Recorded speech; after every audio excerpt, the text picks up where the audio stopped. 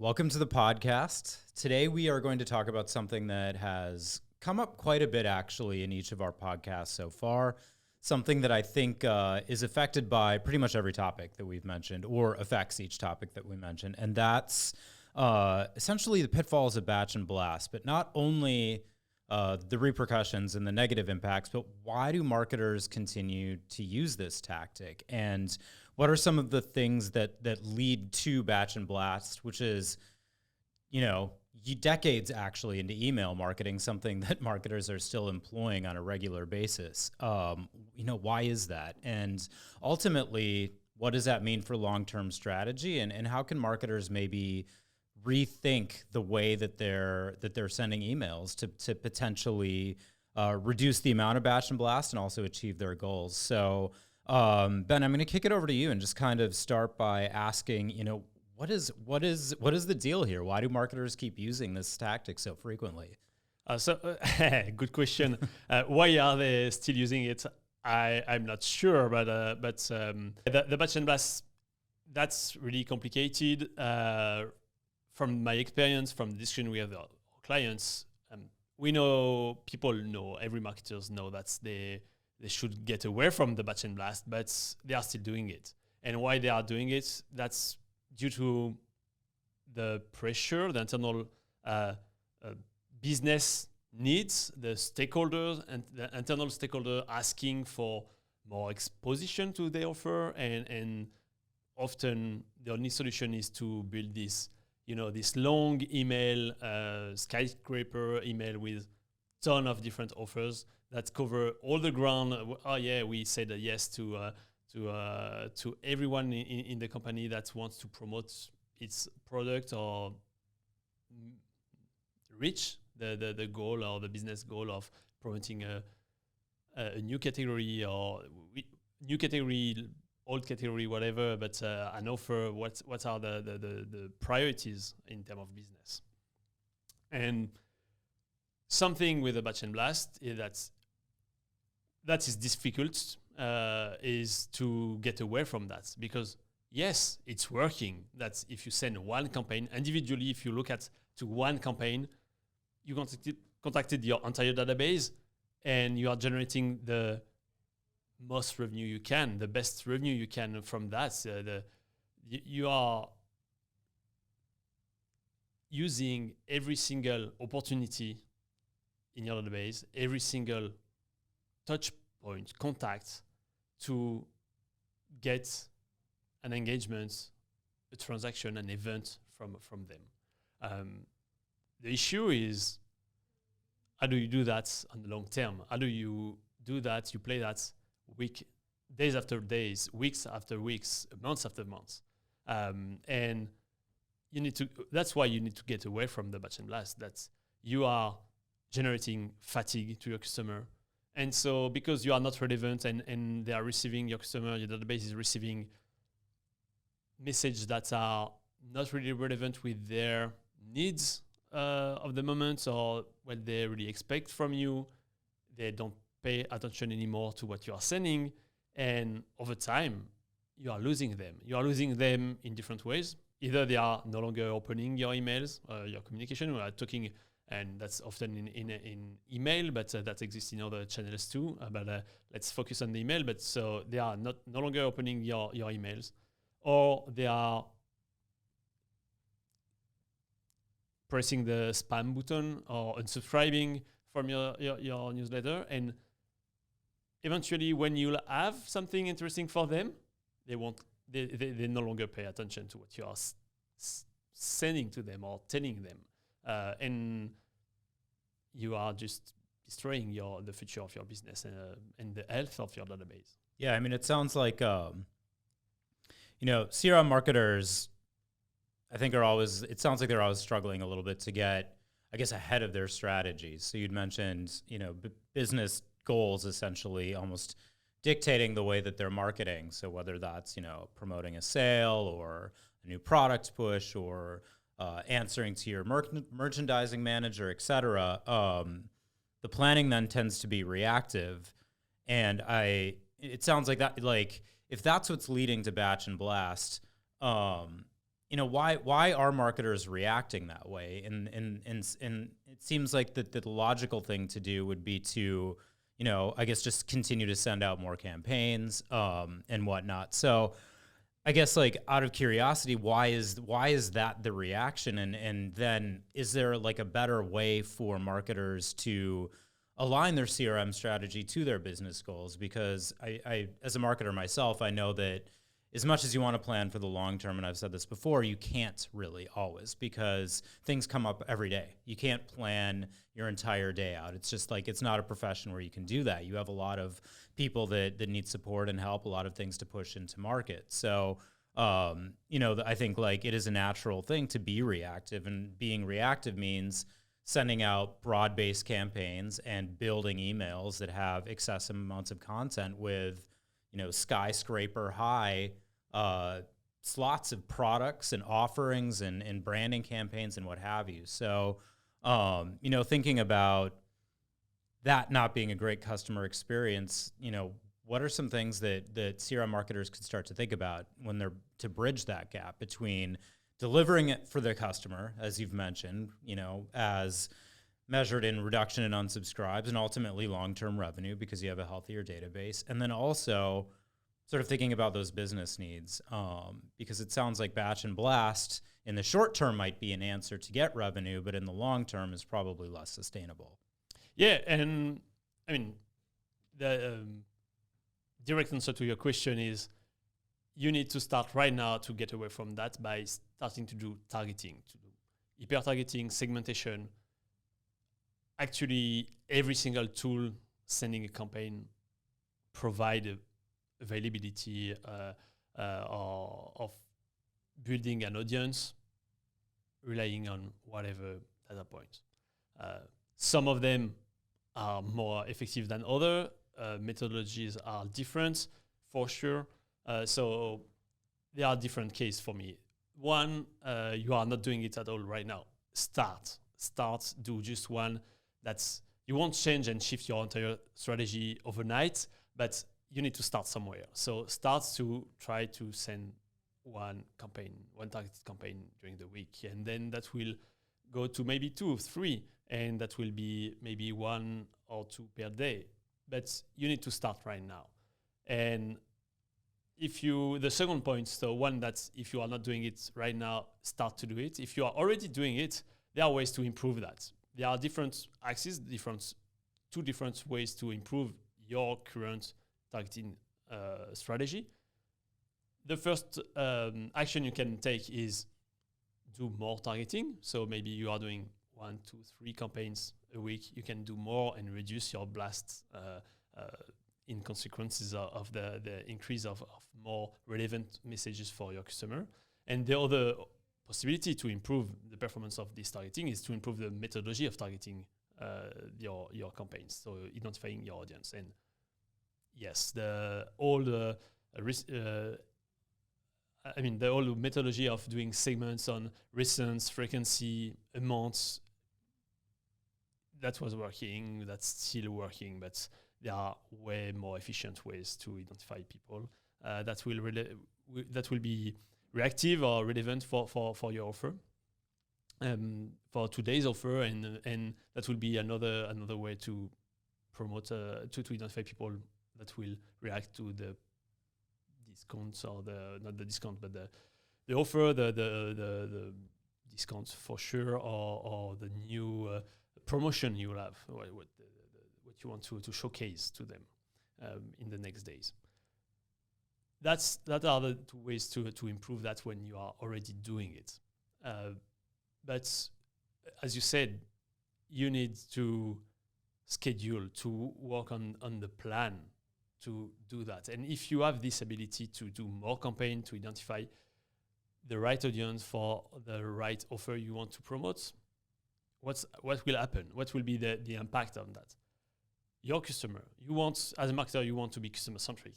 They will feel well more connected to your brand because they will receive campaigns that are relevant for them. Maybe not every day. Some weeks that will be 2 or 3 days in a row because the 3 content you have this week will be relevant. The next week that will be only 1.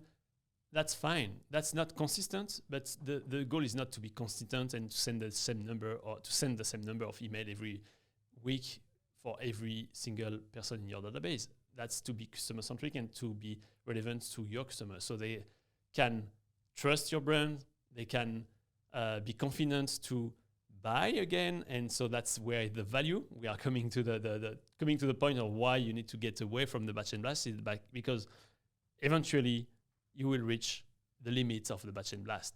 There is sooner or later a limit in your week. There are only 7 days in the week. How many batch and blast maximum you can send per week? Some will reply 3, some other 5, 7. I know some brands are sending 3 batch and blast per day. Okay, that's 21 batch and blast per day. But anyway, that's a limit. That's a wall. You can't do more. And so how do you reach your objective of the year? Maybe adding one campaign, one batch and blast, you still think that I have space, I have room in my calendar to do one more, and that will help me to reach my goal of the year. Doing maybe, I don't know what's the goal, but plus 20% year over year, and you will match that this year. Fine. What will you do next? What will be next year strategy to reach the plus 20% year over year next year? You won't have any space room in your week to do that. So you need to change that from right now, because that's a strategy that you can rely on for almost ever, because you can break down that in very small pieces. Yeah, and I think marketers have to look at it not as something that need to change like 100% overnight. I think that, your point around this needs to be a long-term strategy. And I think they tend to look at it as, okay, well, right now this is the only way that I have to plan, because I'm in the midst of kind of going back to the beginning, all of these deliverables that I'm expected to push out. And so how could I possibly go from, this reactive planning, which is basically completely reliant upon the needs of the business, week to week, putting campaigns together, planning, pushing them out, blasting, packing content into emails, et cetera. And I think marketers need to look at it as it doesn't need to just happen overnight. They can think about, how can I incrementally improve this week, next week? It's okay to, at times, batch and blast does work if you have a broad-based campaign. But you can start thinking about it as, in addition to the batch and blast that I'm doing, maybe there's opportunities outside of that to start putting some incremental campaigns that are more targeted into my plan. And then over time, continuing to sort of switch that out and increase the volume of targeting campaigns, and start looking at, to your point, capabilities that advance your targeting beyond just triggers and signals to things that allow you to actually to understand your customers more, learning from your customers, using that insight to then enhance your targeting. And it's sort of this progression over time as you get better and better. And to your point, starting now, a year from now, you're already light years ahead of reaching your goals at that point, versus just saying, hey, I can't, this is too much, this is something I'll try to solve a year from now, versus something that I need to start implementing today, but it is doable, it's incremental, it's change over time. And I think, that's something that's important to think about, is that it isn't something that you need to do overnight, and it isn't easy, but it does pay off. And once you have your system in place, once you have a way for you to plan better, and it becomes second nature to you, then as a marketer, you're light years ahead, and it's going to be easy. But it does take time, and it needs to be something that you stick to. You can't abandon it right away. I think one thing that's come up from some of our clients and marketers that we've talked to is, okay, well, another thing is, I have all these campaigns that I want to send out now. I've got my targeting in place. I've found a bunch of opportunities week over week. I can send more campaigns without fatiguing my customers, in a great place. But what do I do when the content funnel starts to run dry? I only have so much creative bandwidth that I can tap into my creative team for to be able to execute these campaigns. What do I do? What advice do we give to a marketer that's in that challenge, and how can they solve that? That's basically exactly what you said. The same thing that you said on the targeting, that starts small, step after step. And the first step is to rely on what you already have. You already have a creative, you already have a template. You are sending this long skyscraper email. We're not saying that you need to change everything. Just take this HTML, this creative, and instead of having 20 different offers presented in this creative, just keep the 1-2 first blocks. And you copy and paste to the same HTML in another file, and keep the 2 next product or offers. So you will just slice down this one email with the same HTML design creative in different copy of it with the different offers. But you are already producing all this content. So the first step really is to use what you already have and just cut it, slice it down. Then the next move, if you want to improve that, for sure you can change the templates and add more templates. But don't do that every single campaign you want to send out and say that, oh, I need to have this new template. I need to do another type of presentation. You won't be able to do that. That's required too much workload or bandwidth. What I did, that was more than 10 years ago. The way I did it, that was during 6 months.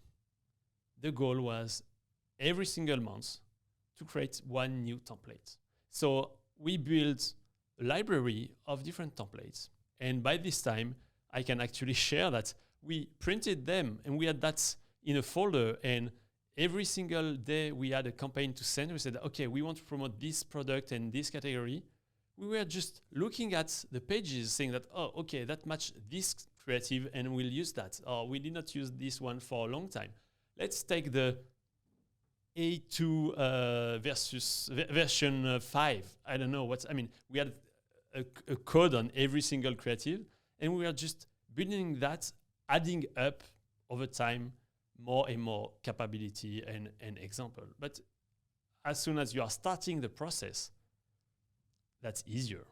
And again, you need to slice this process step by step, and don't plan or give objective or ask your creative team or the studio internally saying that next month I need you to produce 5 new templates or 10 or whatever. That won't work. They can't really do that on top of just the day-to-day business or workload. But step by step, doing this process, at the end of the quarter, at the end of the year, you will have a library to use. And then that's no longer a topic. Yeah.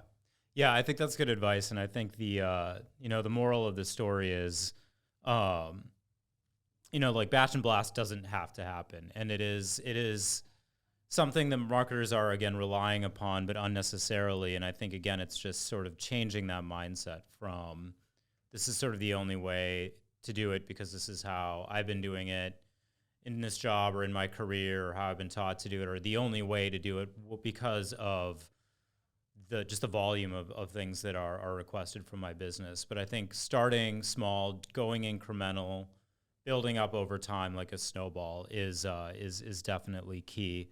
And I think definitely something that any marketer, especially in the CRM space, can take to heart. So I have something to add based on what you said previously, that yes, marketers need to anticipate. The batch and blast is really reflecting the reactive way of doing marketing, and less anticipation or lack of plan weeks over weeks or months over months. Let's take an event that will happen in a long time, but everyone knows it. The Black Friday. We are in April. I think mid-April. We all know exactly when will be Black Friday this year. So what I don't want to hear in October, that's marketers saying that, oh, I can't do that. I don't have time to create more campaign for Black Friday, so I will rely on Batch and Blast to make announcement of my brand doing Black Friday. Two things. First, that's why thinking about that end of October while you already know that will happen. You know what? Mother's Day, back to school, Black Friday, all these events will happen. Every single year they are happening. So you already know that. So anticipate that. The second thing is everyone knows that there is Black Friday. Your customer knows that too. Why are you sending a batch and blast the morning of Black Friday? They all know that you will have sales. Just rely on more targeted offers that are more relevant to them. If they have interest for one category of product, showcase the product with the price you are doing. If you are doing a discount on that immediately, instead of saying, hey, that's Black Friday, we are doing up to 20, 30% on the whole website or the store. Whatever. They already know that. Showcase what's is an interest for them. That's the best opportunity. And so, and to illustrate that in terms of performance, let's do a little parallel analogy on sports. You know that I like sport, but let's take an example with when running. A lot of people run. Okay, what's the time you take to do a marathon? I don't know if you run, if you have an idea of that, but the best runners on earth do that in maybe 2 hours, 20 minutes, something like that, around that. Fine. How many times they can do that in a row in a week? I don't think that they can do 7 days in a row a marathon in this time. Maybe they can do 2 or 3. Some of them can do 2 or 3 during the week, but days after day, performance will decrease. And then the next week, they will have to rest. They can't do that weeks after weeks. That's your batch and blast. That's the usage of your database when you contact them all at the same time. Now let's imagine that you have the ability to get 420 runners, people that are trained to run 100 meters in 10 seconds. You run back to back and you use them with a baton to do the same distance. That will be half of the time of one single person. That's what I want to illustrate with the targeting. And by the way, these 420 runners, they can do that every single day because they can do one run of 10 seconds every single day without being tired. And that's your strategy in CRM. You will move from running alone a marathon every single day and being tired and really annoying your database, getting worse and worse performances in your database because you are repeating the same effort every single day, moving to a strategy where you have a lot of different runners, a lot of different targeted campaigns that individually have way better performance. And when you sum up everything, you add up all this performance, you would get better results at the end of the day. Yeah, and I think that analogy is interesting because if we think about, you're thinking about the time of the marathon being the equivalent of revenue, right? So it's really like 3 key KPIs almost come to mind, which really covers off on almost any business objective that you could potentially get from a stakeholder. And that's, first of all, the whole pie. Like you're going to be able to generate more revenue, to your point, because the sum of all of those smaller pieces is greater than that initial whole of that marathon runner.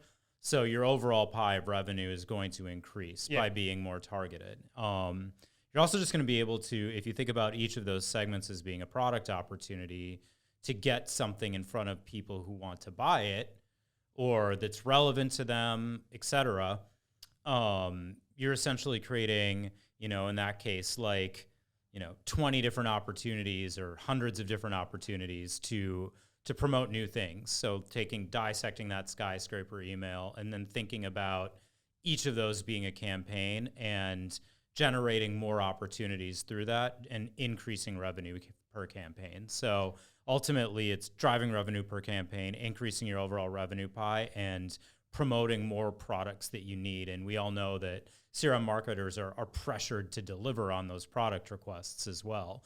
And simultaneously, it's a better experience for customers. So it's an interesting way to think about it. Yeah, and positive impacts. Not talking about customer or your positive, the positive impact for you as marketers. That will be, you will stop to say no to stakeholder coming to you saying, can you promote that? Can you include my offer, my product in your campaign? You don't say no, always say no and every time, but you either say, no, you can't, or yes, I will find a way to do it. And you put that at the bottom of the bottom of the bottom of the skyscraper email. And that shifts to a mode where you say, yes, actually, I will do this and showcase your product, your offer to the right people, to a smaller audience, but they have interest for your offer. And so you will be able to accumulate the yes and saying, yeah, to different people in the organization coming from different commerce departments or units or different requests, and say, yeah, actually we can do that. That won't be a blast. That won't be a batch and blast. That will be included in a very dedicated campaign. Better showcase for the offer, better results, as you said, better individual performance. So at the end, the accumulation of the results, the total results from the different better performing campaign will be way better. Yeah. And again, that won't come overnight, but you need to start right now. That's now. When I can use another illustration analogy on that. That when was the best time to do it? When was the best time to plant a tree? That was 20 years ago. When is the next best time to do it? That's right now. You need to start anyway. Start right now. Don't think that I will do that later when I will have finished all this workload with the batch and blast for the next 2 months. That's the issue, is being in this wheel, in this loop of being in this batch and blast strategy. And you can start tomorrow. I mean, you are listening to us today. What prevents you to do it tomorrow? To pick one of the topics of your next global communication and say that I'm doing only one campaign, focus on that. Nothing. Actually, if you really think, I don't know the detailed context where you are working, but I'm sure there are no reason that prevents you to do one and to schedule that this maybe for next week or in 2 weeks, but starting doing it. And on the way, when you prove that it's more effective, your customer are happier, better experience for them, less unsubscribe, better lifetime value, and I mean the customer lifetime value will increase over time. That's what you want to prove, to get more people involved into that, understanding the strategy and the evolution of strategy. And you will get there at the end of the year. You will maybe have moved from the first targeted campaign that you will send next week. I remember that I'm telling you that start tomorrow. So next week you will do a first campaign. Fine. In December, you will be a strategy that is totally different, but you will be really happy to have that because you have no doubt on the strategy for 2022. That's still doing the same thing, increasing the quality of your communication with your customer. And we know that you want to be customer-centric. And that's the way to bridge the gap between being customer-centric and achieving your business goal, the business goal for your company. Yeah.